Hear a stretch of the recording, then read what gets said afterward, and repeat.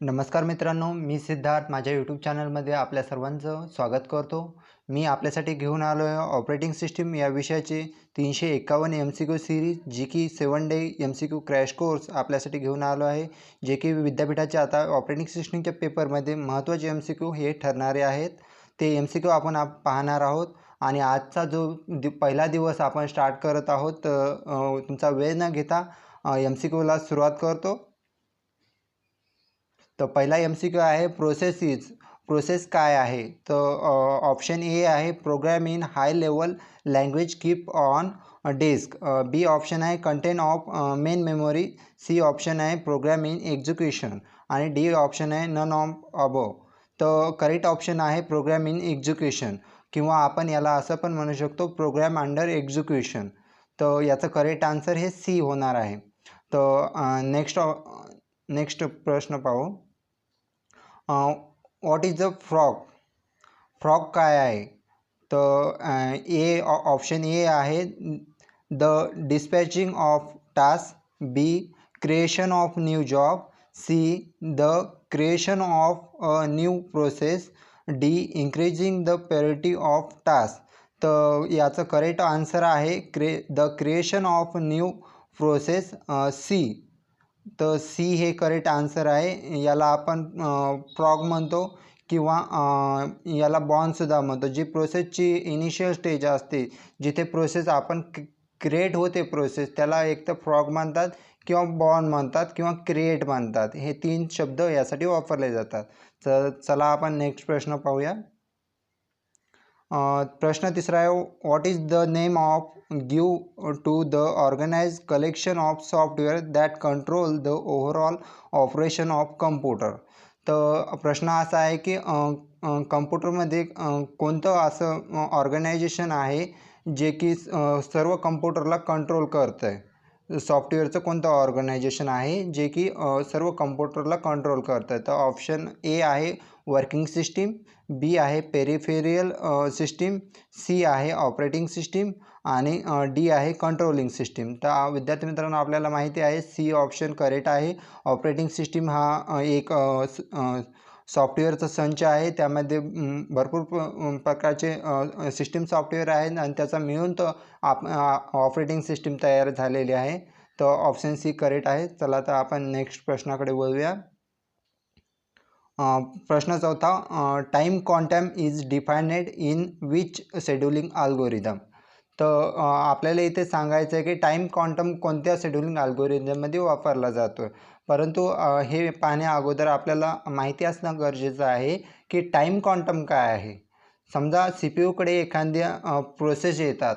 Process P1, P2, P3 अशा process येत असतात. तर त्यापैकी CPU त्या प्रोसेसला एक्झिक्युशन करण्यासाठी किती वेळ देतो. समजा P1 असेल तर त्याला 4 मिलीसेकंद देतो. P2 असेल त्याला 1 मिलीसेकंद देतो. जो काही टायमिंग CPU एक्झिक्युशनसाठी त्या प्रोसेसला देतो तो क्वांटम टाईम ग्राह्य धरला जातो की या CPUने इतका क्वांटम टाईम या प्रोसेसला दिला.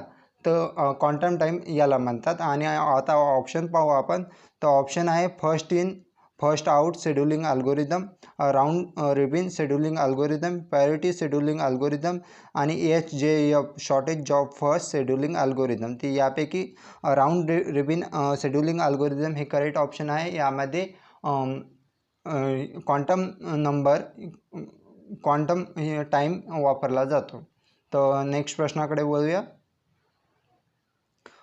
पाचवा प्रश्न आहे the FIFO algorithm first in first out algorithm चं अचूक उत्तर कोणतं आहे. तर ए आहे execute first the job that last entered in queue आणि बी आहे execute first the job that first entered in the queue. C आहे execute first the job that has been the queue the longest आणि D आहे execute first the job with the least processor need. तर याचं correct answer आहे execute first the job that first entered in queue. B option हा correct आहे first in first out. समजा जो first enter होईल तोच फर्स्ट आउट होईल. तर असा हा अल्गोरिदम आहे. तर चला तर आपण नेक्स्ट प्रश्नाकडे बोलूया. प्रश्न 6वा आहे, अ पेज फॉल्ट इज. आपल्याला सांगायचं आहे यामध्ये पेज फॉल्ट काय आहे. तर ऑप्शन ए आहे ॲन एरर स्पेसिफिक पेज, एखाद्या पेजवर एरर आहे का. बी आहे occur when program access page of memory. मेमोरीमधला प्रोग्राम ॲक्सेस करताना हा पेज फॉल्ट ऑकर होतो. And access to page not currently in main memory. Main मेमोरीमध्ये किंवा प्रायमरी मेमोरीमध्ये पेज जेव्हा सापडत नाही सी पी यूला तेव्हा पेज फॉल्ट ऑकर होतो.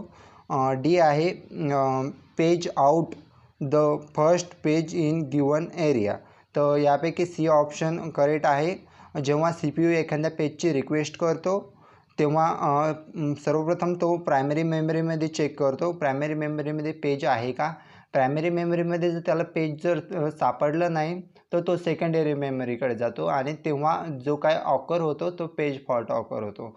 जर प्रायमरी मेमरीमध्ये जर त्याला पेज सापडला तर पेज फॉल्ट ऑकर होत नाही. तर वळूया आपण पुढच्या प्रश्नाकडे.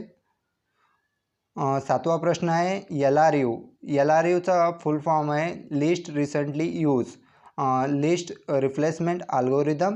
याचे ऑप्शन आहेत page out pages that has been use recently, page out page that have not been use recently, page out page that have been least use recently आणि डी आहे page out the first page in given area.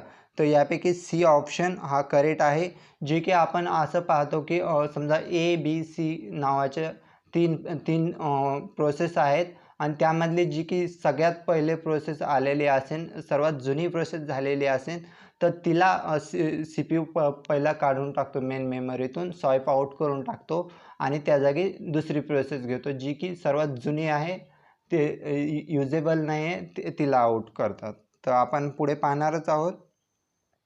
तर ही सर्वात महत्त्वाची diagram आहे. या डायग्रामहून भरपूर question येतात, तर आपण ही डायग्राम पाहणार आहोत. तर इकडे दिलेला आहे सी पी यू. समजा सी पी यू एखाद्या पेजची डिमांड करतो आहे, सी पी यू एखाद्या पेजची डिमांड करतो आहे. तर ते पेज जर मेन मेमरी किंवा प्रायमरी मेमरीमध्ये जर सापडलं तर पेज फॉल्ट हा ऑकर होत नाही. जर प्रायमरी मेमरीमध्ये जर सी पी यूने रिक्वायरमेंट केलेलं पेज जर प्रायमरी मेमरीमध्ये किंवा मेन मेमरीमध्ये सापडलं तर त्याचं पेज फॉल्ट होत नाही. आणि समजा जर पेज इथे नसेल तर तो सी पी यू सेकंडरी मेमरीकडे जातो आणि सेकंडरी मेमरीकडे गेल्यानंतर तिकडे पाहतो की पेज आहे का.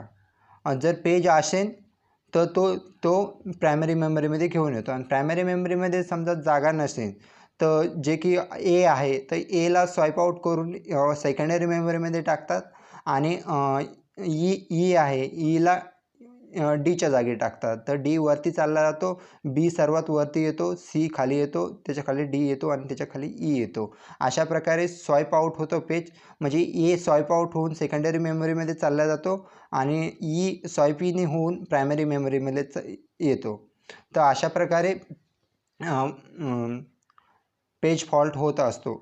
तर यामध्ये आपण पाहू शकता की एक तर पेजिंग होऊ शकते. पेजिंग आहे A B C D J काही फाईल आहेत, फोल्डर आहेत, त्याला आपण पेजिंग म्हणतो. पेज फॉल्ट ऑकर कधी होतो, प्रायमरी मेमरीमध्ये नसल्या होतो. आणि महत्त्वाचा कॉन्सेप्टमध्ये थ्रेशिंग हा एक महत्त्वाचा कॉन्सेप्ट आहे. याच्यावर बरेचदा भरपूर प्रश्न विचारले जातात, थ्रेशिंग काय आहे. तर थ्रेशिंग आपण पाहणार आहोत. थ्रेशिंगमध्ये काय होतं, समजा जर स्वाईप इन आणि स्वाईप आउट यामध्येच जर लूप चालू असेल, समजा एखादी प्रोसेस येत असेल आणि स्वाईप आउट होत असेल, स्वाईप इन होत असेल, स्वाईप आउट होत असेल, स्वाईप इन होत असेल, अलोकेशन डिअलोकेशन चालूच असेल तर आपण त्या कंडिशनला आपण थ्रेशिंग असे म्हणतो. तर प्रश्न 8वा आहे. जसं की आपण पाहिलं होतं इथं थ्रेशिंगचा प्रश्न विचारलेला आहे. थ्रेशिंग इज, तर थ्रेशिंगचं करेक्ट ऑप्शन आहे can be caused by poor paging algorithm. समजा पेजिंग अल्गोरिदमचा जर पोअर असेल तर थ्रेशिंगचं इन्क्रीज प्रमाण वाढलं जातं की swipe in and swipe out page होण्याची संख्या जास्त होते. तर आपण नेक्स्ट प्रश्न पाहणार आहोत. Threshing can be avoid if. Threshing आपण कशा प्रकारे अवॉइड करू शकतो. तर थ्रेशिंग अवॉइड करण्यासाठी आपण the pages belonging to the working set of program are in main memory. आणि B the speed of C P U increase, C P यूची स्पीड इंक्रीज करून. C the speed of I O input output processor is increase. आणि D all of the above. तर यामध्ये जो A option आहे तो अगदी करेक्ट आहे. The pages of belonging to the working set of program in main memory. समजा आपण जर मेन मेमरी जी प्रायमरी मेमरीमध्ये मध्येच जर आपले सर्व पेजेस ठेवले जे की आपल्याला सी पी यूला रिक्वायरमेंटला लागणार आहे, तर पेज फॉल्ट आणि स्वाईप आउटचा प्रश्नच उद्भवत नाही आहे.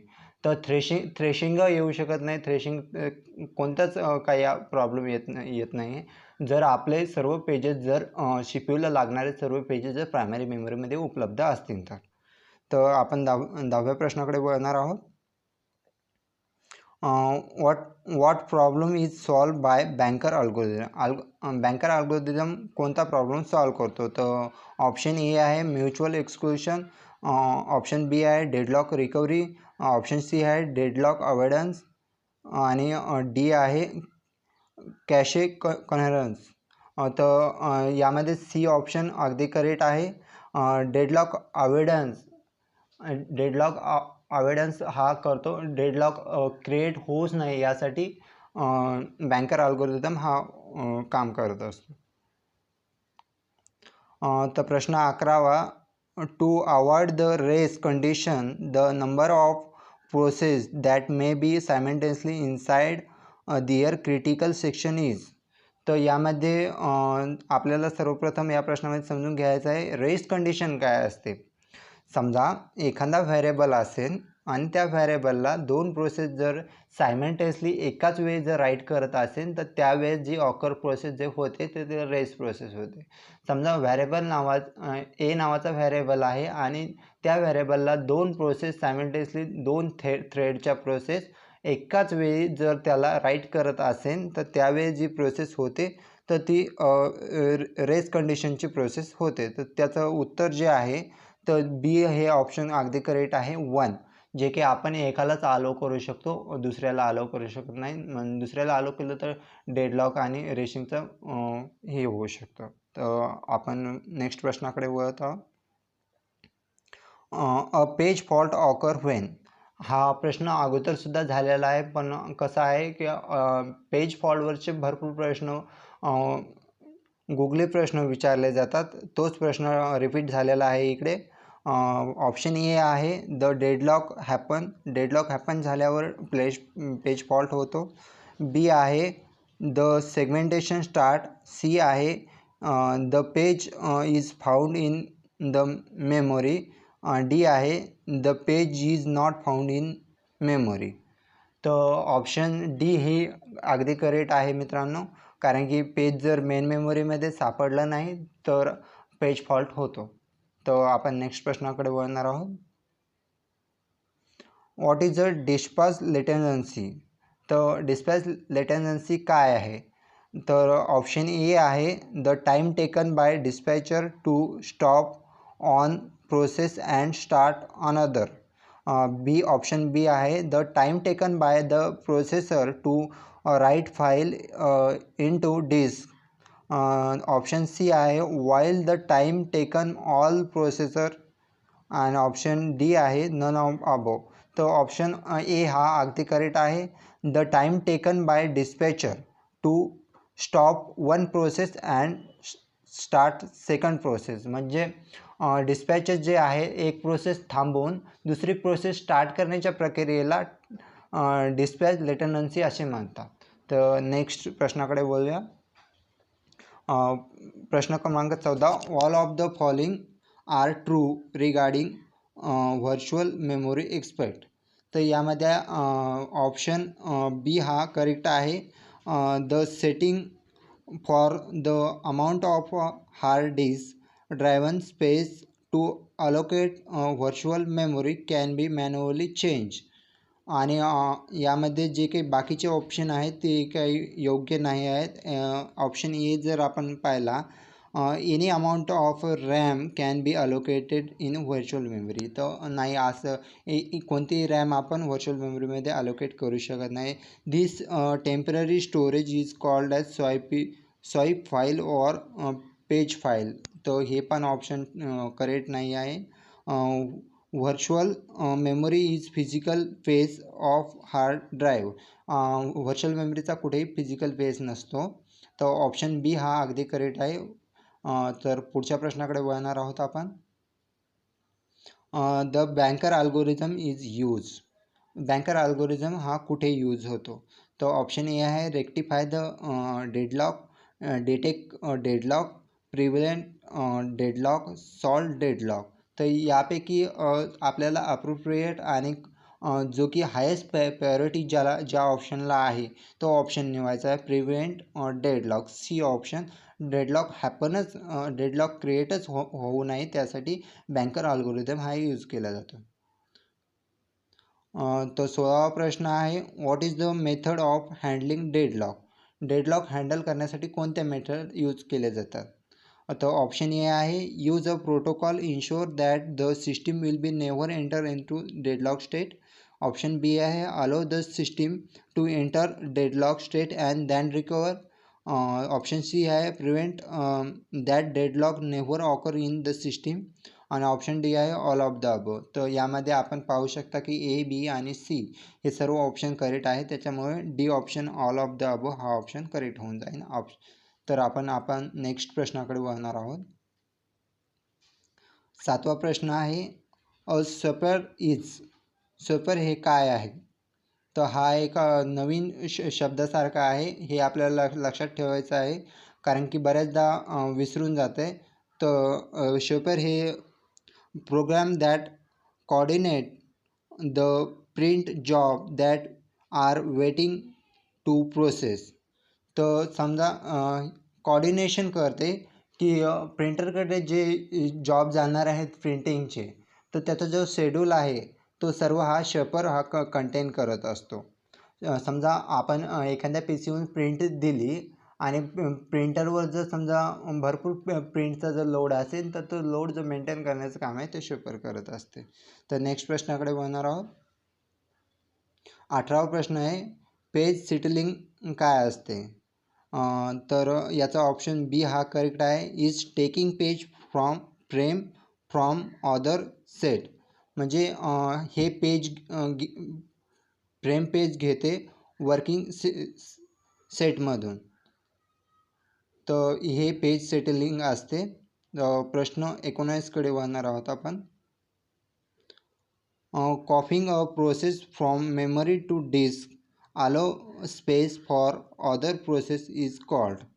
समजा आपण मेमरी टू डिस्क या प्रोसेसला यामध्ये आपण एखादा पेज कॉपी करत आहोत, तर जी काही एकंदरीत जी प्रोसेस आहे मेमरी टू डिस्कमध्ये जाण्याची, तर ते स्वायपिंगची प्रोसेस होते. मेमरीमधून डेटा डिस्कमध्ये जात आहे, तर ते स्वाईप इनची प्रोसेस होते. तर त्यामुळे आपण इथं स्वायपिंग हा ऑप्शन करेक्ट होईल. बी डेडलॉक, डिमांड पेजिंग आणि पेज फॉल्ट हे ऑप्शन चुकीचे होते. तर प्रश्न क्रमांक 20कडे वळणार आहोत. What do you mean by memory compaction, memory compaction काय आहे. ऑप्शन ए आहे combine the multiple equal memory hole into one big hole. Option B आहे combine the multiple small memory hole into one big hole. Option C आहे divide the big memory hole into small hole. आणि option D आहे divide the memory hole by 2. तर यामध्ये option B हा correct होणार आहे, combine the multiple small memory hole into one big hole. तर यामध्ये काय होतं आहे, मेमरी कम्पॅक्टेशनमध्ये मल्टिपल जे होल आहेत कंबाईन केले जातात, जे की इक्वल साईजचे असतील असंही नाही, लहान मोठ्या साईजचे होल असू शकतात आणि ते होल एकत्र करून जो की बिग होल तयार होतो, जे की आपण पाहतो की फ्रॅगमेंटेशनमध्ये स्मॉल जे काही फ्रॅगमेंटेशन पडतात. समजा एखादी फाईल जर 98 MBची असेल तर 100 MBचं जर पार्टिशन असलं तर त्यामध्ये 2 MBचा पेज रिकामा राहतो आणि पार्टिशन एमध्ये समजा 2 MBचा पेज रिकामा आहे, पार्टिशन बीमध्ये समजा 80 MBची फाईल टाकली तर 20 MBचा पेज रिकामा राहतो. तर ते 20 आणि ते 2 ते जे स्मॉल होल आणि मोठे होल सर्व एकत्र मिळून तो पेज आपण यूज करू शकतो. तर त्यासाठी मेमरी कॉम्प्युटेशन यूज होतं. तर आपण वळणार आहोत प्रश्न 21व्याकडे. Bringing a page into memory only when it needed this mechanism is called. तर ऑप्शन ए आहे डेडलॉक, पेज फॉल्ट, डिमॉनिटरिंग पेजिंग आणि डिमांड पेजिंग. तर याचा ऑप्शन डी हा करेक्ट आहे, डिमांड पेजिंग. कारण की सर्व जे की swipe in swipe out, page fault, thrashing हे सर्व जे की डिमांड पेजिंगमध्येच काउंट केलं जातं. तर यामुळे याचा ऑप्शन जो डी आहे तो करेक्ट आहे. प्रश्न 22, which of the following not having the system software. तर आपल्याला सांगायचं आहे की खालीलपैकी कोणतं सॉफ्टवेअर सिस्टीम सॉफ्टवेअर नाही आहे. तर ऑप्शन ए आहे Windows operating system, option B आहे Windows Word application, option C आहे ऑप्शन सी आहे लिनक्स ऑपरेटिंग सिस्टीम आणि ऑप्शन डी आहे युनिक्स ऑपरेटिंग सिस्टीम. तर आपण पाहू शकता की इथे ऑप्शन ए, ऑप्शन सी आणि डी ह्या जे की सिस्टीम सॉफ्टवेअर आहेत ह्या की डायरेक्ट हार्डवेअर रिसर्चवर काम करतात की करून कोणत्याही पर्टिक्युलर सेक्शनवर काम करत नाहीत. आणि ऑप्शन बी जो आहे तो पर्टिक्युलर सेक्शनसाठी काम करतो, विंडोज वर्ड ॲप्लिकेशन, जो की वर्ड पुरताच मर्यादित ॲप्लिकेशनवर काम करतो. तर याचं करेक्ट आन्सर जे बी होणार आहे. तर प्रश्न वाचताना नीट लक्ष द्यावे विद्यार्थी मित्रांनो, कारण की प्रश्न काय विचारलेला आहे, नॉट पुढे येते ते लक्ष देणं गरजेचं आहे. कारण की घाईघाईमध्ये आपले प्रश्न चुकण्याची संभावना असते. इथं प्रश्न कसा विचारला, which of the following not having the system software, म्हणजे यापैकी खालीलपैकी कोणतं सिस्टीम सॉफ्टवेअर नाही आहे असा प्रश्न विचारलेला आहे. तर प्रश्न काळजीपूर्वक वाचला तर उत्तर चुकूच शकत नाही असं आहे. तर आपण नेक्स्ट प्रश्नाकडे वळणार आहोत. प्रश्न क्रमांक 23, which of the following system software, खालीलपैकी कोणतं सिस्टीम सॉफ्टवेअर आहे. हे एकदम इझी क्वेश्चन आहेत. ऑप्शन ए आहे Windows operating system, option B आहे Windows Word application, option C आहे विंडोज एक्सेल ॲप्लिकेशन आणि ऑप्शन डी आहे ब्राउझर ॲप्लिकेशन. ब्राउझर ॲप्लिकेशनमध्ये समजा एखादा ब्राउझर घेतलं, ऑपेरा मेनू असे एखादा ब्राउझर जर घेतलं तर ते ब्राउझर. तर यामध्ये ऑप्शन ए हा अगदी करेक्ट आहे, कारण की विंडोज ऑपरेटिंग सिस्टीम ही हार्डवेअर रिसोर्सवर काम करणारी ऑपरेटिंग सिस्टीम इनबिल्ट आहे. त्यामुळे ऑप्शन ए हा अगदी करेक्ट आहे. तर नेक्स्ट प्रश्नाकडे आपण वळणार आहोत. प्रश्न क्रमांक 24, the operating system extended has the OS X has, म्हणजे एक्स म्हणलं की एक्सटेंडेड. तर याचे ऑप्शन आहेत, option A monolithic kernel with modules, option B आहे हायब्रिड कर्नल, ऑप्शन सी आहे मोनोलिथिक कर्नल, ऑप्शन डी आहे मायक्रो कर्नल. तर यापैकी ऑप्शन बी हा अगदी करेक्ट आहे, जे की हायब्रिड कर्नल हा यूज केला जातो. मोनोलिथिक आणि मायक्रो कर्नल हे या अगोदरचे जे काही सिस्टीम होते त्यामध्ये यूज केले जात होते. प्रश्न क्रमांक 24 आणि हा आजच्या क्लासमधला शेवटचा प्रश्न आहे विद्यार्थी मित्रांनो, आणि हा प्रश्न बऱ्याचदा विचारला गेलेला प्रश्न आहे, त्यामुळे हा प्रश्न मी इन्क्लूड केला आहे. प्रश्न खूप सोपा आहे. What is the operating system. आपल्याला ऑपरेटिंग सिस्टीमची डेफिनेशन सांगायची आहे खालीलपैकी. तर ए आहे, ऑप्शन ए आहे collection of program that manage hardware research. प्रोग्रामचं कलेक्शन आहे जे की हार्डवेअर रिसोर्सला मॅनेज करतं. ऑप्शन बी आहे system service provider to application program, option C आहे link to interface hardware and application program आणि ऑप्शन डी आहे ऑल ऑफ द मेन्शन. तर यामध्ये आपण पाहू शकतो की वरती ए आणि बी आणि सी हे सर्व ऑप्शन करेक्ट आहेत, सर्व ऑपरेटिंग सिस्टीमच्या डेफिनेशन आहेत. तर ह्या सर्व करेक्ट येणार आहेत. तर विद्यार्थी मित्रांनो धन्यवाद. तुम्हाला जर या PPT या सर्व मटेरियलची PPT हवी असेल तर डिस्क्रिप्शन बॉक्समध्ये लिंक दिलेली आहे, तिथे जाऊन तुम्ही PPT डाउनलोड करू शकता. धन्यवाद. नेक्स्ट व्हिडिओमध्ये आपण पुन्हा 25 MCQ पाहणार आहोत. व्हिडिओ जर तुम्हाला आवडला असेल तर लाईक, शेअर आणि सबस्क्राईब करायला विसरू नका. धन्यवाद.